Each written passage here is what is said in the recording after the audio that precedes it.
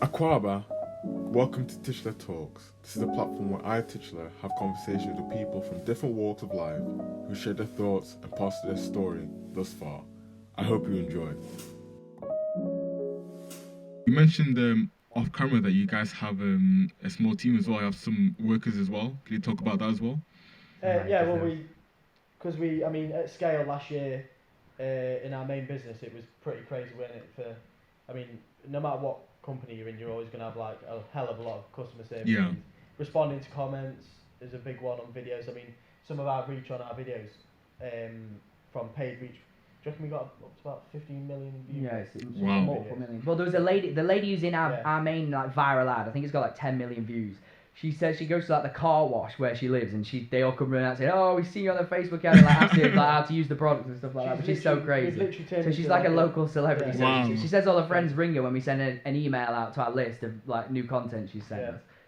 Because she's almost become a face of our company as well, which is good. For that reason, there's so much stuff to manage, and that's why the people from the Philippines, they've been doing it for years, a lot of them. So this is where you have the opportunity. If you were to hire someone here, you'd probably hire like a marketing graduate, being at uni for. But I did that for 2 years, and I came out and I could not even tell you what marketing is. So of course, it's a good. If you're studying marketing, I think it's a good fundamental. You'll have the frameworks. You'll know a bit of theory. The foundations and all that stuff.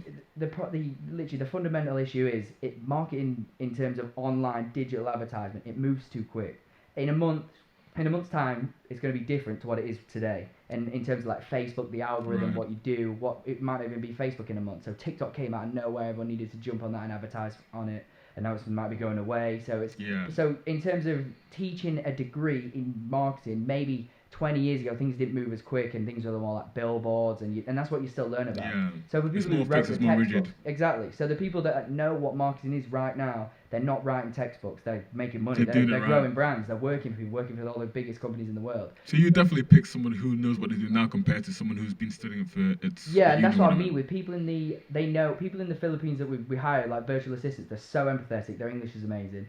And they're just perfect for what we need, because they understand exactly how like an e-commerce brand, a growing e-commerce brand, what it needs, and their work ethic's just incredible. Yeah, they're beautiful people, really. They're incredible. I love it when we get on a call. And that's at the start. I mean, if you were starting again, it was showing signs of scale. I mean, even I'm guilty of this. Even on our second company, don't get sucked into the customer service part where you're like typing emails back to customers yourself, because I found that doing it myself. I spent plenty of times just the worst part of my day used to be when I'm just logged into my Gmail and I used to sell a lot of random stuff. I'm just like replying to customers, and an hour's gone by and I just realised, what am I doing? But the time it takes for us to do that compared to them as well, where we could be doing like a more high-end task. Oh yeah, of course. Just as a CEO of a company, you are responsible for the growth. Of course, there's no point doing the task there. So the people, just like you mentioned, they're very empathetic. Like they're very good to the customers that they have as well. Yeah, that's why they keep on coming back to Absolutely, they're perfect. And they've created like canned responses and stuff as well. So some of them are like kind of automated messages, but at the same time, like if I do go through them sometimes, they are really empathetic and understanding to the customer. So that's great. That's great. We've never really had to get rid of one or anything. Well, no, of course there's so many. If you go on like an Upwork or something like that, it's like a freelance site. Okay. So that's where you find these guys, and you definitely really need to talk to a few of them, make sure that you're going to get one that has got really good experience and is genuinely committed. And our team currently is just ridiculously. How long have you had most of them for as well? Probably like a couple of years now. Yeah. Wow, so they definitely builds up their credibility. Yeah, and like I said earlier off camera, when there is a need for another role to be within the company, I might mention to one of them, we're thinking about getting another one to do this, to do that. But then it's funny because they'll always say, I know someone, and then it turns out it's a member of their family. So we've literally got like a couple who both work for us, his sister and her sister, or something like that. So it's like we're employing a little family. So a family employing another family. Yeah, exactly. Yeah. It does make you feel good that we have got like a good relationship with those guys over there now, and I think as long as they want to do that, as long as they're interested in doing that, I can't imagine ever having them not part of the company. No. And that's such a big part of helping you scale up and grow. So it's one thing. The closest thing that I see in terms of scaling is like last year when we were really scaling hard in summer. You can just one day you might spend £1,000 on ads. We got up to £12,000 a day spending ads. And to make that work seamlessly, of course, 12,000 and 1,000, you would expect 12 times as much workload. Definitely. Yeah. So when these guys are just in the back end there's never any issues. They're just kind of, they take Know it upon what they're themselves doing, to just, I they mean, can figure it out. I can They're just use this thing problem called solvers. Freshdesk, this platform just for the customer service side on the email, and this might pulling the figure off the top of my head, it's something like 30,000 tickets. One of them's done that, just like it's either helping the customer with shipping issues, how to use products. Work rate's incredible. So, Yeah, it is just unbelievable. But and like the average response time for email is probably around 8 hours, which is good for email because so even some like UK companies where I'd want to get that down. I'd definitely get yeah, so, me too. But that is good for email. No, I'd say as definitely. well. Like even with ASOS recently, I've emailed Yeah. ASOS. They might have got back to me. A lot of my favourite companies that I buy from Half a day have got terrible customer Exactly. service. So that is so important. Well, so that's something you definitely want to keep maintaining as well. Yeah. That's literally the most important thing, isn't it? Yeah, and Facebook now as well. One of the things you wouldn't have when we started a few years ago. Facebook is actively tracking people that buy from ads. They're asking the people that have bought, what do you think of this company? And then if people are telling Facebook that you're not a good company to deal with, that's it. You can't advertise anymore, and that's it. Your business is so they're as important as you, because if your feedback is great, exactly. people are going to come back to you. Absolutely. So I think I take it on my responsibility to make the product as good as possible and focus on delivering the value at that end. But then, of course, those guys, there's so much work being put in on the back end. There will be for any e-commerce brand as well. Anyone who takes customer service seriously. I know Amazon, Jeff Bezos, I'm pretty sure he founded just Amazon on the basis that the customer's experience is literally the most important thing. Well, and it is. You just press a button now and things just turn up. Yeah. It's just we try to do that and like tell stories through after they buy our product as well. Like just follow up with them via email, like automated emails go out to them. Just tell them a bit about our company and what you're doing, just so get get to them know a part you of our more. brand as well. It's got to be the main focus of if you prioritize customer experience first, then that is profit will come later. 100%. And that's I think the way the mindset that we've learned over a few years, rather than if we did start again, I'd go in with the mindset that I want to make the best product possible. It's like having two like restaurants, both are same same food, same everything, but even if one has an hour queue, but they're going to be treated more like a prince. Exactly. You're going to go there every time. Yeah, and that's it. Like in a restaurant, the front-facing people who work there, they're so important. Yeah, exactly. They're so important. They're probably the reason why you go back. Exactly. That's exactly it. Yeah. Because you get to know your personal levels, call you by your first name and how you're doing and care about you. Yeah, and you wouldn't even think like an e-commerce brand is something that is like personable or like a front-facing type business, but I mean, we're just everyone's like a social creature. You do just remember subconsciously what your experience was like with people. And if you have a good experience, you're going to tell people that you're going to have a good experience. And that's still as important as ever, even in the stage of like internet, like word of. I think the guy who owns a restaurant that I used to work at, he always says word of mouth still important, more important than word of mouth. Just a classic. So how have you found Corona? How's that hit your company? We recently figured out that it was very impactful. We've just been enjoying ourselves. Because you said before you had one business before Corona. Yeah. So last year we grew our business to about 2 million last year, and that's obviously that was a great year. It's our first year in the business, so we thought, right, this year's going to be unbelievable as well. Then obviously with Corona hit, we rely on China a little bit too much. I'll take full responsibility. I don't think you can blame coronavirus for a dip in revenue, because we would have had plenty of time to. If we were really serious, we could have moved all the stuff from China to America and then just fulfilled things from there. Still would have been impacted, but it has been impacted pretty badly. But in terms of you just gotta, I think we made peace with it early on, and we thought, right, so now if we're looking at next year, what's the best thing we can do for next year? So in the background, we've been developing a new product, which is exactly the same as the other one, but it's better quality, does all the things that our customers wanted it to do better. And now I think we're going to come back next year. We have got it available now, but like I said, we're a bit seasonal. We're getting into winter now. We can sell to Australia when they start hitting their summer, but America being our prime market. So we've used coronavirus almost as an opportunity to take a step back and think, right, we had a crazy bit of success initially, but going forward, what does the company need to look like? And it needs to look like something that has a better product. Yeah, definitely. So now we've got to that stage, and in lockdown we just started our new company. So hopefully, now I do like having two companies. I think of course two's better than one. Yeah, definitely. But you've got to be careful about spending too much time on one and then the neglecting. How you manage that so far? We're all quite guilty of that. Very guilty of it. We're still figuring that one out. That is something we are dealing with. We might spend like a full week just on one, and then coming towards the end of the week, we're like, oh my god, we've neglected the other one, and the process. Or basically repeats itself, doesn't it? Yeah, so I Yeah, think you take them that, on here and then when you then catch up Yeah, to the exactly. level as I think that just but comes. in the meantime, they do run themselves like Yeah. everything. Yeah. Just nothing really grows. Yeah, well, that's if you the like. beauty of kind of does give you the freedom. So on a given day, if you want to go wake up and go and play golf or play on COD or whatever, Yeah. you can. But I think systems will be important to make it work for two growing businesses. Because I'd like to, by the end of the year, I'd like them both to be $1 million companies. There's no Yeah. reason why they couldn't be. And $1 million, it sounds like a lot, but it's nothing online, like in terms of, and that's just revenue, of course. Yeah. You're not taking all that home in your pocket.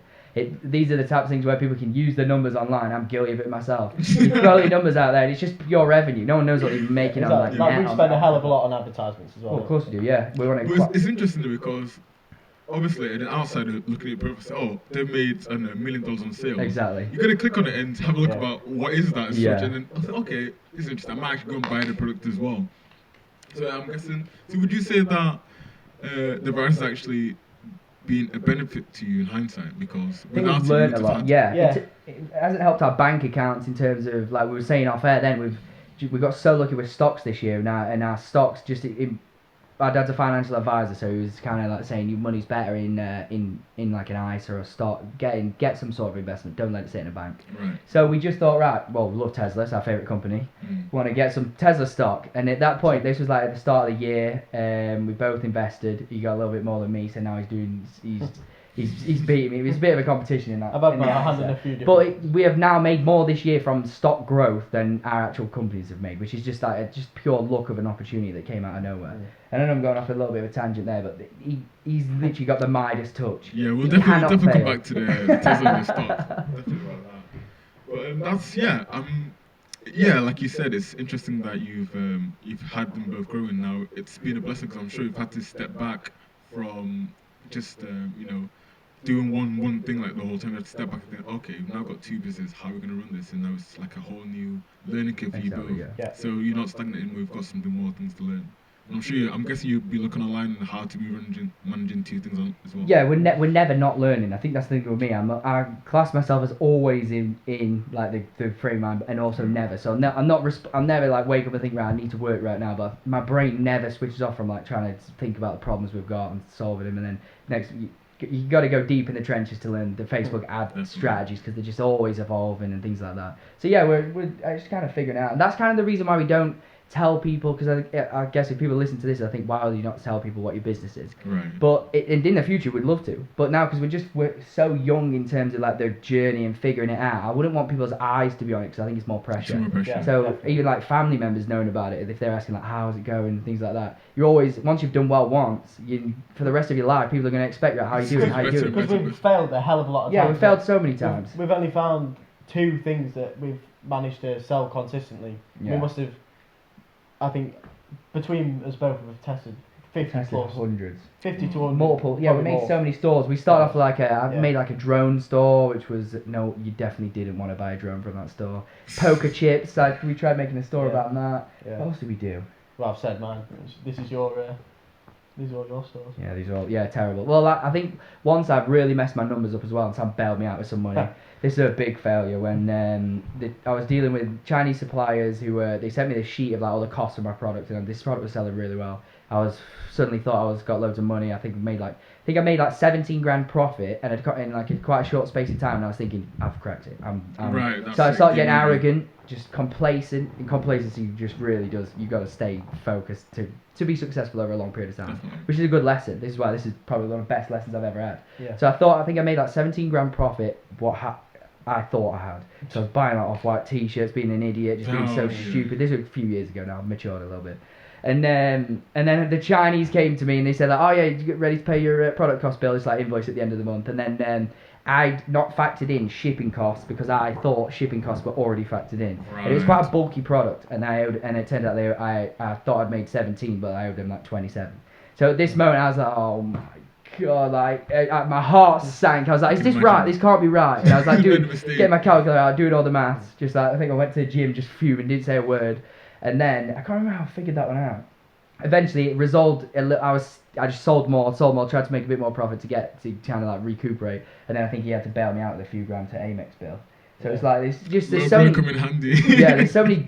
Yeah, well, Still yeah, thank hold God. that over. Holds it against helped me. you out. I Holds don't it blame against me anyone. every time. Every time. I'm basically a slave now.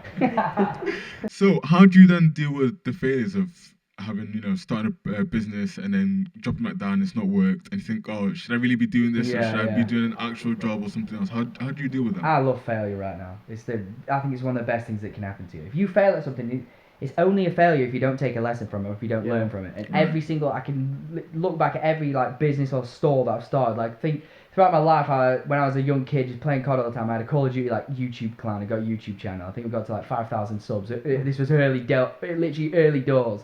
So, and I think that's the first kind of thing, and then it failed after that. Right. And then me and one of my best mates tried to start a gym clothing brand. Everyone starts a clothing brand at some point in their life, don't they? most people these days. Try it. Failed, but learn. And then so many Shopify stores, so many businesses. So if you have to fail. You have it's completely necessary point. How many people just start and just succeed? Yeah, it's the best. That is the way to learn, definitely. Mm-hmm. So you said that you failed so many times that now you don't even mind failing. You enjoy failing because you're learning something from it as well. Because you got to treat it. You can remove emotion from it. It's just treat it objectively. I'm a numbers guy, so I'm always looking at. Usually there'd be if there's advertisements involved or in e-commerce, everything can be talked of in terms of metrics usually. So conversion rate, are people liking your product, or your price point? There's so many factors going in. So if you can be objective and take lessons away and learn, then nothing's a failure. If you just have to try. That comes with facing a problem as well, which I think I've been a lesson for me that I've learned within all this is I used to be really guilty of if there was a problem, I'd go to John and say, this is the problem. How do I do it? Yeah. And then John would be like, right, you've given me the problem, what's the solution? and now, because I'm lazy. From now, I don't tell him the problem. I just kind of come to the solution yourself. Yeah. Unless it's really bad, then I might come to you. True, yeah, you're a problem solver now. Yeah. I've shaped you into a real problem solver. I've definitely changed in that way. That's really good. So yes, it's basically like you force yourself to become somebody that you weren't used to. Obviously, push out your comfort zone, but you're growing within that now. Obviously, you said you're now the thinking, you're the doer as well. So it's a great combination you've worked with. Yeah, I'm not interested in hearing problems. Yeah. Just solve. It's like talking to a robot at times. You have to. Yeah, most things can be solved. Yeah, so just need to think about how to do it. Get your mind to it. Yeah. So we'll leave the failures for a while and go to successes. So obviously, the business has been doing well. You've now got yourself a Tesla. So shared. Yeah, shared. Shared. Okay, so takes it away from it when it's shared. Well, regardless, Tesla. So why? When do you say actually? Before we even get to that, when would you say was the point that you knew that this could actually be something serious? That you can, you don't have to start working for somebody that can actually work for yourself.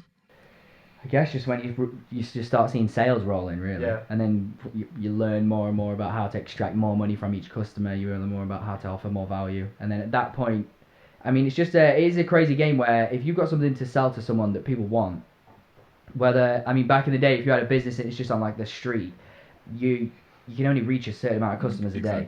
With online advertising, you can reach everybody. If enough people want what you've got, you can sell. If you've got enough of them, you can just sell millions in a short period of time. So with that, I guess you start to see that it's exponential growth. As soon as something does start to work, as soon as you nail it with the ad for creative, or you're really, really conveying some value, or you've got a great product, you can sell so many of them in such a period of time, and that you can't really turn over or make that type of money in a genuine, just normal day-to-day job. Right. Of course you can't, because you've got your set rate. So as soon as you start to see, I guess, that ramp, that exponential ramp, that's when it starts to get exciting, and you think, right, okay, we've got something. So yeah, the Tesla. Why Tesla? Why not a different car? I'll let you answer that one. No, I answer everything. Go Elon on. Musk is your hero, lad. This is your. Well, I'm just that classic guy, Elon Musk. I'm just a fanatic, a Tesla fanatic, SpaceX fanatic. Mainly because we just love technology, but we both do. We were always saying that's our dream car to get short term. Yeah. We just wanted to get the autopilot on it and see what that's saying. And how is it? Interesting. It works. It works perfectly. Motorway and bypass, things like that. There's going to be, I think, over the next couple of years, I would hope it's ideally in our Tesla's lifetime. We've had it a year. Would hope that it can drive itself. I want to go out, get smashed, and I just press a button on my phone and it picks me up. If it doesn't do that, I'll be so disappointed. It should do. It really should do, because Elon's been saying for years now, full self-driving is very close. And I mean, there's so many of them on the road. They're out there, data, their algorithms. It's basically just an entertainment system on wheels. Yeah. Would you say that's your favourite feature of the car? Yeah, I guess so. I just I like don't actually use it that much. Yeah, I don't really. We don't. That's why we share, because we don't really drive that many Oh, places. okay, that's fair. We don't really do too many journeys where we're going different places. So that's why we share. Right. We'll get one. We'll have to get like another one at some point. Yeah. Mm. It's just a beautifully made machine, and every time you get in it, you think this is the future. So that's why we wanted to. As soon as we got the car. Wait, did we get the car or stocks first? Yeah, Car. classic mistake. Yeah. Tiny bit of success, buy a car. That's it. Yeah. I thought we were going to be that story. So we bought a car before the stocks, which is absolutely stupid. There's a tweet that haunts me. It's some guy who worked out when he bought his Tesla. It would have been way before we did. If he bought Tesla stock to the equivalent value that he bought his car, it'd be worth like $500,000 or something like that. And it's not even. That's like in like a 2-year period. So you can imagine what it is now. Yeah. So I mean that's kind of a similar situation for us, but you can't think about that too much. Yeah. But we did, and then just as soon as you realise it just it does really represent the future. It just feels like a spaceship. So we just realised we want to be invested in this company, and then we got involved in the stocks, and it's done insanely well, Tesla stock this year. But not that stock is you always say to me, stocks aren't how we make our money. No, it's not. But this year, just to see it's true. just But so how easy would you say it's for somebody to start stocks as well? very. I mean, it's just you can do it in like 10 minutes. Before, we are not traders, by the way. I mean, Yeah, honestly, we're Just side hustle. no. that's another. You got to be careful of those Yeah. guys as well. Them guys in your We're DM not saying, "Hey, claiming do you want to to be learn how to do anything at forex all. trading?" We're simply just It was literally as simple as Joel saying, yeah. there's no point in having this lump sum of money sat in our personals or in the business. Let's get it in an ISA. And my dad was like, yeah, you need to do that. And then we just chose a few different companies that we really like, didn't Yeah. we? And then Based on how they do it, just because you like them. Both. Well, yeah, obviously, I see the growth in Tesla, Well, which I'll cash my money at, and that's it. That's when they solve full self-driving, when they create like a robo-taxi fleet, like replace Uber and things like that. So of course, Tesla that's got huge growth as a company, and like when we invested, had even more. They've this year they've done plenty of things. There's so much growth there, so that's why I think it's a great investment for a company. The rest of them, I've definitely invested in companies that I just like. But Sam is. But no, there are some smart investments like such sure. as the cruise industry right now. Obviously, that's at an all-time low. But I don't know. I'm happy to take the gamble on they're going to recover. So yeah. Have you invested in an airline as well? Thought about it, but that's why we went cruises. It was going to be one or the other. We've got Virgin Galactic. That's space tourism, but it's not. Really Oh yeah, space tourism, of course. Yeah, love all that stuff. Yeah. So we should say that. That's that because if you can't invest in space, you can't buy shares in SpaceX. So Virgin Galactic's the next best thing. Yeah. I have no idea if the company's even going to take off or do well like that. But that's an example of me just being invested in a company that I like. But our dad's a financial advisor, and he's obviously been doing it for decades. He says he's just never seen anything like he's just called Sam Collis the day trader, and he says he has literally got the Midas touch. Every stock he's bought, just that's it. It's on an absolute rocket ship down. Then every stock he sells, just I don't know. Next day you'll hear some horrific PR crash at the business. I know, yeah, exactly. So he's on. I mean, it's of course, but you have to. I do very much understand that I'm not interested in trading stocks short term. I just hold the company long term, like 10+ years. You've got to be happy to hold it for decades. Yeah, and we are with Tesla. Yeah, definitely. Just weird that it's happened this year. Yeah, but definitely don't take any stock advice from us. Yeah. We're just it's fun and it's But you're an Elon guy. What do you think? I'm guessing he's one of your role models. I'm guessing. Well, yeah, he has to be. Yeah, I think he's. What is it about him that you just love about him? It's just being like a technology nerd. Just all the things he's trying to do, like space. I love space. Spend so much more time just like listening to podcasts and stuff about space. And he's putting us on Mars. So by the time, if you look at his mission. By the time, I think he could be the most influential human in history if he completes everything that he's done, everything that he's saying he's going to do. So if he puts a colony on Mars, I think that's more important than curing cancer. Because I think if you put a colony on Mars, that blocks like the entire species from being eradicated from whatever like nuclear war or like a meteor hitting or something like that. Right. So that objectively, I would consider that better than curing cancer. I don't know if that's it's a controversial. It is controversial, but yeah, I'll put that out there. So imagine he puts us in a colony on Mars, which I want to visit as well. He solves full self-driving autonomous vehicles. Takes car. We always have debates about whether electric is the future for cars, but of course, like the impacts that has for the climate change, global warming, and things like that. That's huge. I can't even put into words or even understand myself what that does for the planet, but sounds good. And what else is he doing? The Boring Company, kind of solving traffic. He's also got Neuralink, Yes. where that is one of the crazy ones that people probably don't even realise behind the scenes. He's making a brain interface that is going to like allow us to achieve symbiosis. Because AI is something that's also something I'm reading about, and it's something he's huge into. And he's very worried about AI at some point getting to the point at which it's going to be smarter than humans. It almost is already, and at the point at which it doesn't even need to be conscious, but in the wrong hands, or whether just programmed. Say like if you an insanely smart machine told to keep the world in order, it might decide that humans are the worst thing for this planet, so just get rid of them.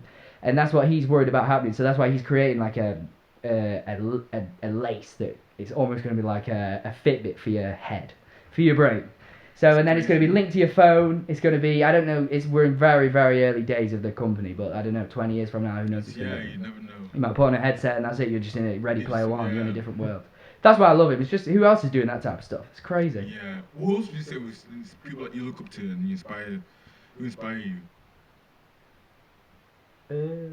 I'd say kind of people in the same space of what we're in, like e-commerce. I mean, it's a bit different, but I do follow quite a few influential figures. I don't know if off the top of my head really, but George Heat and Reese Wabara, the two English guys, got clothing companies. Loved both. Like how they speak, and that's Manny Edouard represent Chloe. Love both those guys. And then George Heat and Mikey, they're brothers. George Heat and Mikey, and we love their story because they're brothers as well. Brothers from Manchester. They made like an unbelievably successful clothing brand.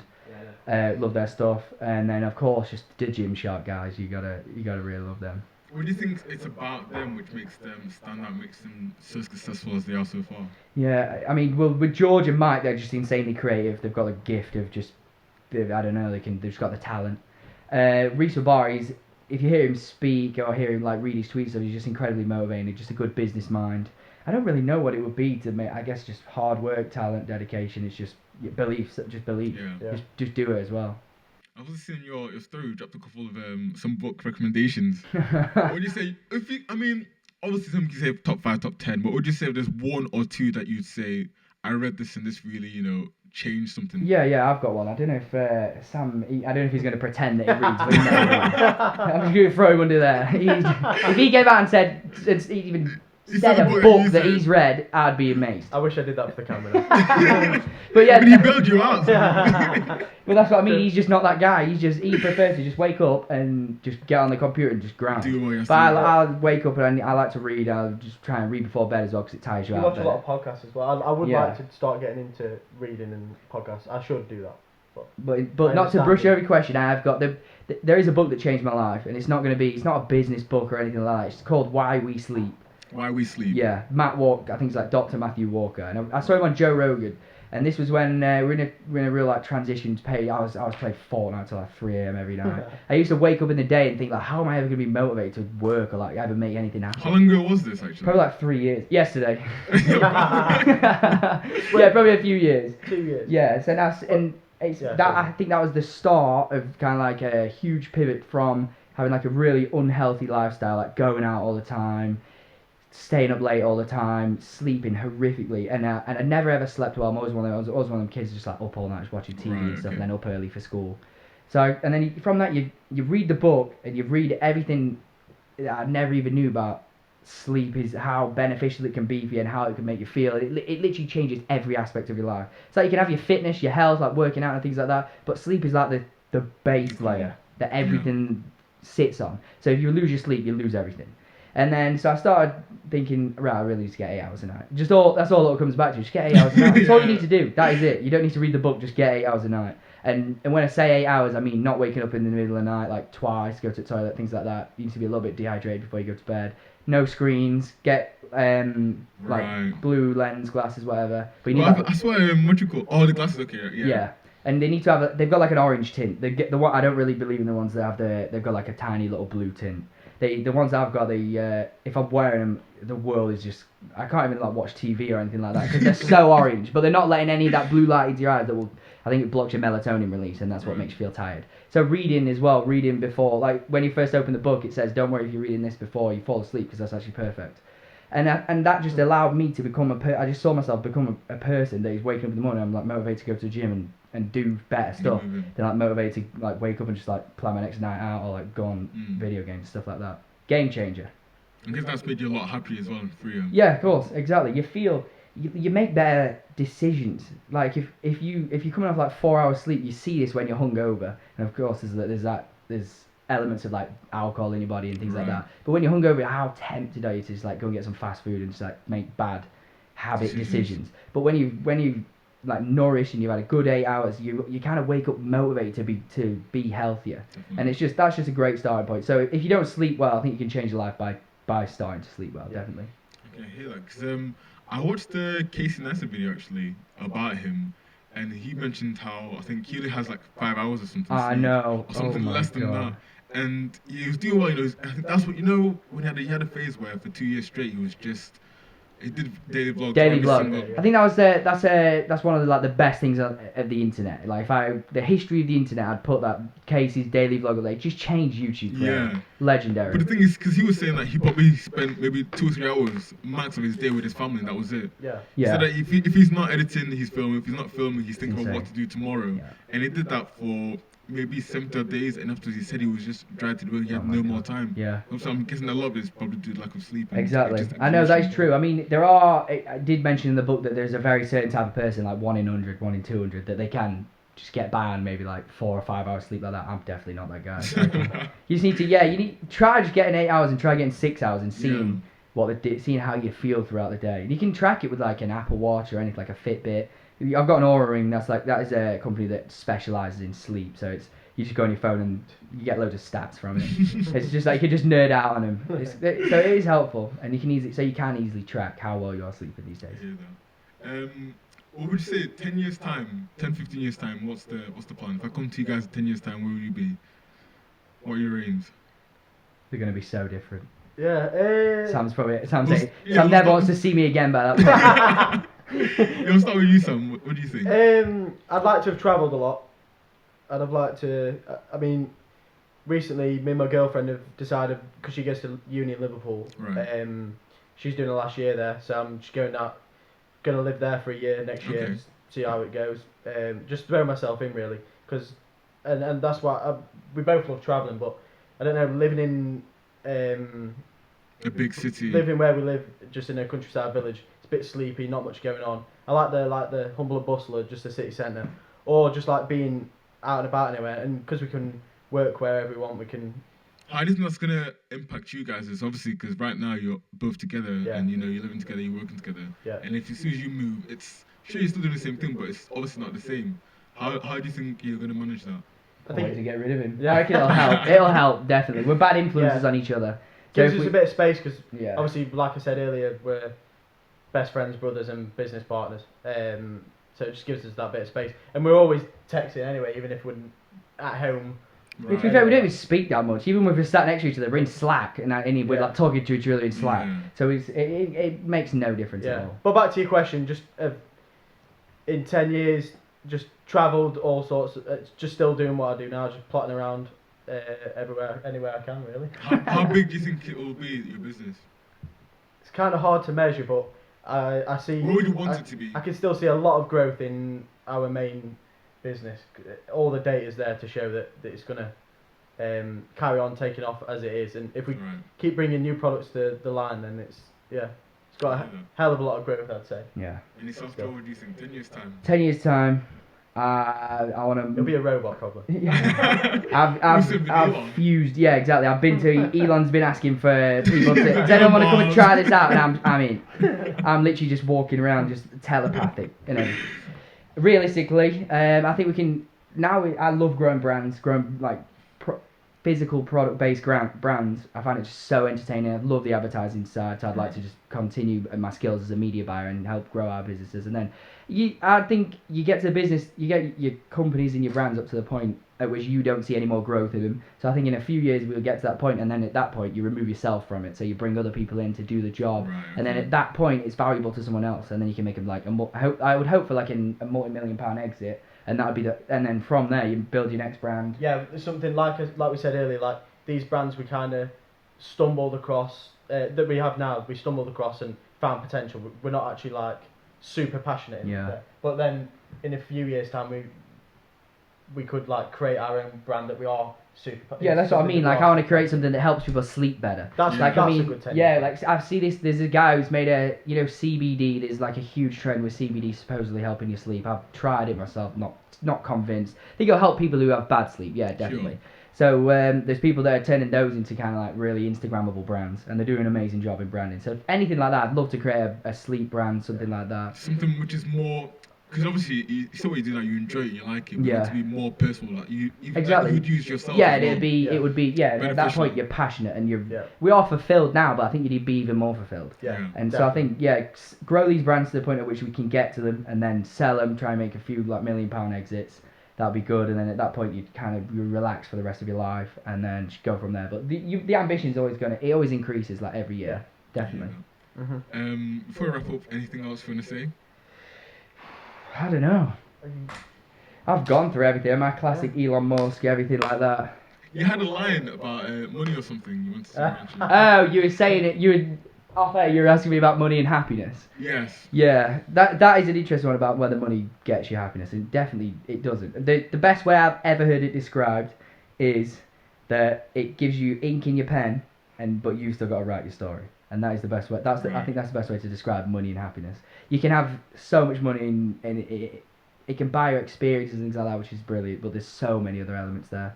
You got to, I think, your social circle, cover all your bases. Your social circle, like your health, your mental health, everything like that. Don't know what else. What other It's like a Jordan Peterson classic. Do you know Jordan Peterson? No. He's another very smart guy we listen to all the time, and he's always on about the pillars of happiness.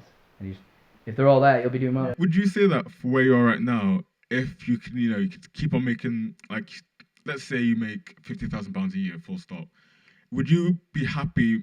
Would you say you're a level where money is not a problem in the sense that, if I had 10,000 more pounds or 100,000 more pounds, I'd be happier?